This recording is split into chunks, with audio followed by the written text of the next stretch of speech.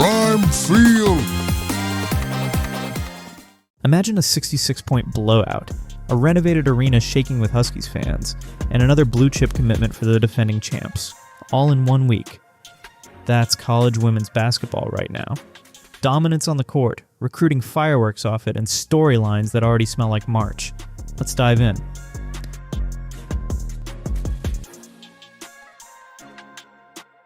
Hey everyone, welcome back to Prime Field, and this is your weekly women's college hoops recap.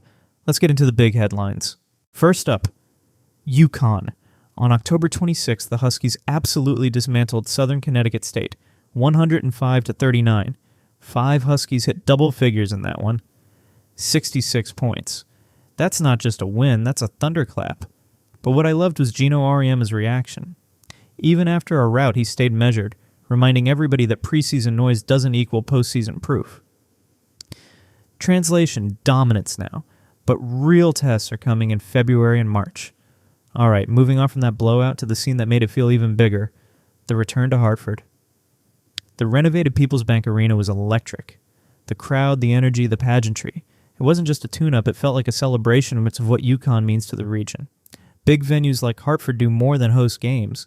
They amplify the brand, help recruiting, and remind everyone that UConn is a national attraction. So yes, the win was loud, but the setting made it resonate even louder.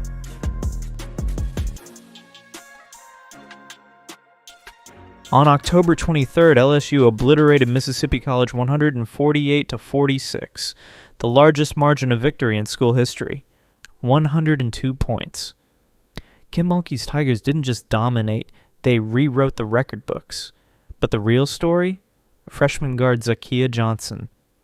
She dropped 25 points on 12 of 14 shooting and added 10 rebounds in her debut. That's efficiency, confidence, and swagger, all in one night. If this is what she's doing in October, the SEC better start planning now.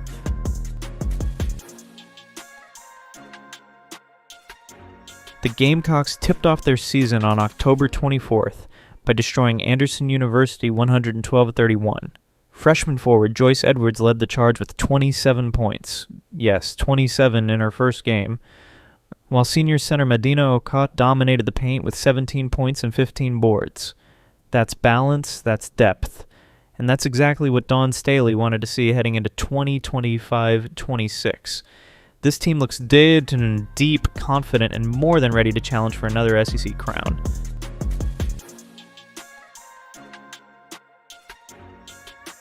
Now here's the part that keeps UConn scary for years.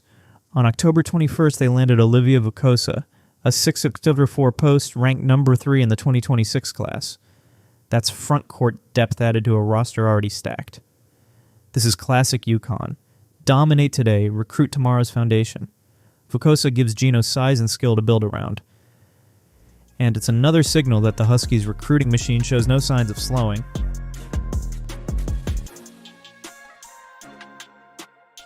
The Iowa Hawkeyes are set to begin their 2025-26 season with an exhibition game against Ashland on Thursday, October 30th at 6:30 p.m. CDT at Carver Hawkeye Arena. This match marks the team's first official action under head coach John Jensen for the new season. The regular season will commence on November 3rd against Southern.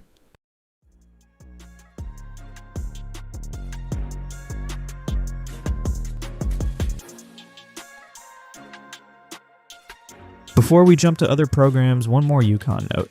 Gino, alongside St. John's Joe Tardamella, made a public push to bring more women's college games to Madison Square Garden. The pitch isn't just nostalgia, it's strategy. Bigger stages equal more exposure, better recruiting, and a louder national spotlight for the sport.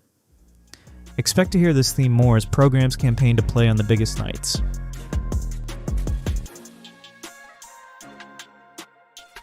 LSU's offseason moves are paying off early. Malaysia Fulwiley, and a transfer point guard, landed on the Nancy Lieberman Award Top 20 watch list on October 27th. That's an instant credibility boost and proof she's already turning heads in Baton Rouge.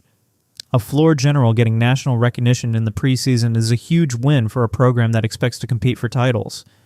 And speaking of expectations, on October 22nd, LSU announced 3 players, ZaKiyah Johnson, Michaela Williams, and Malaysia Fulwiley, earned preseason All-SEC honors from league coaches.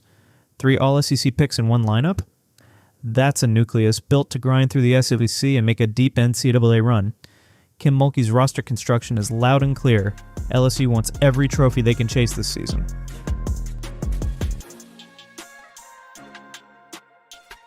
South Carolina has been busy and dealing with a few big swings.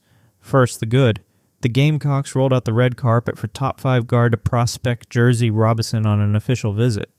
At 6, one and a true playmaker, Robinson is getting heavyweight attention. UConn and LSU are in the mix too, and Staley's pitch this weekend could be pivotal. Landing a guard of her profile would keep South Carolina elite for years. On the veteran front, Raven Johnson, the senior point guard, earned a preseason spot on the Nancy Lieberman Top 20 list on October 27th. That recognition cements her as one of the nation's premier floor bosses and a cornerstone for a team that depends on poise and leadership. But now, the tough part. South Carolina's recruiting class took a hit when 2026 post Kelsey Andrews underwent surgery for a torn meniscus and torn bone cartilage. The surgery was reported as successful, but the recovery timeline is uncertain, and that clouds the Gamecocks' front court pipeline. Injuries and recruiting cycles force programs to pivot. Dawn Staley and her staff will have decisions to make about depth and development as they monitor Andrews' rehab.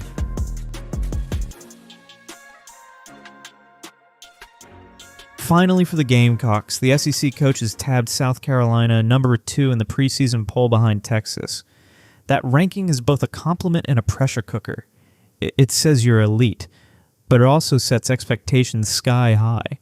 The real story will be whether South Carolina can meet those expectations when conference play starts getting brutal. With Texas leading the way, the Gamecocks have to be locked in from day one.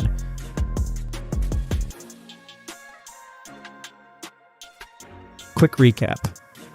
UConn made the loudest statement of the week, a 105-39 finale, a Hartford homecoming that reminded everyone of the program's power, and a massive 2026 commitment with Olivia Vukosa. LSU is stacking preseason hardware and watchlist honors, signaling title aspirations.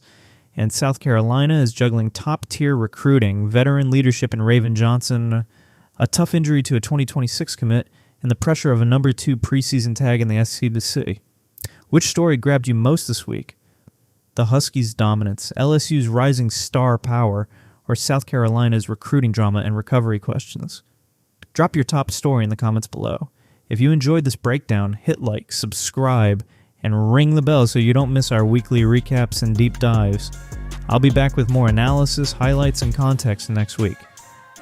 Until then, keep watching and keep the conversation alive in the comments. Peace. Prime Field